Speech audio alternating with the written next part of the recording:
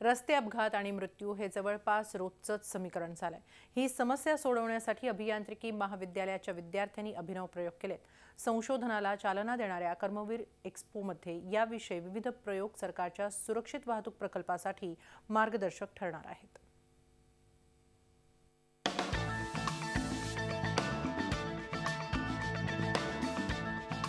हा चष्मा आहे झोप उडवणारा।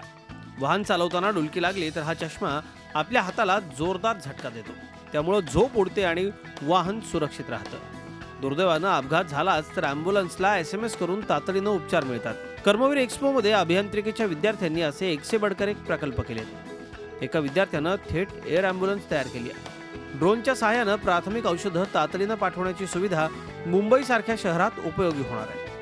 आपला जो सिस्टम आहे तो डेव्हलप केलेला आहे, ज्यामध्ये आपण ड्रायव्हरला पहिलेच सांगणार की कोणता साइनबोर्ड पुढून येणार आहे, तर ज्यामुळे ड्रायव्हर त्याचे पहिलेच ॲक्शन्स घेणार आणि जे काही ॲक्सिडेंट्स होऊ शकतात ते होणार नाहीत। नॉर्मली जास्त करून ॲक्सिडेंट हे झोपेमुळे होतात। आम्ही अशी सिस्टीम तयार केली आहे जी झोपेमुळे होणारे ॲक्सिडेंट कमी करेल।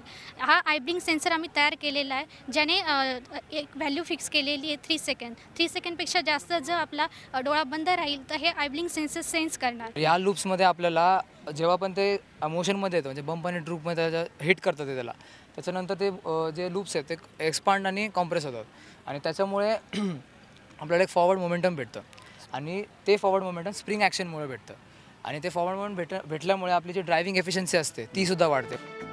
रस्त्यावर न दिसणारी वाहतूक चिन्ह आता स्वयंचलित पद्धतीनं वाहन चालकांना थेट गाडीत दिसणार आहेत।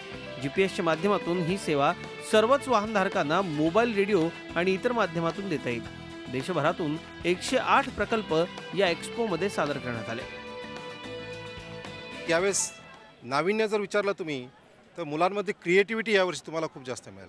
जे क्रिएटिव्ह प्रोजेक्ट, ज्या प्रोजेक्टमुळे जे आपल्या समाजाचे प्रश्न सुटू शकतात आणि ज्याची आपण खरोखर प्रॉडक्टमध्ये रूपांतर करू शकतो।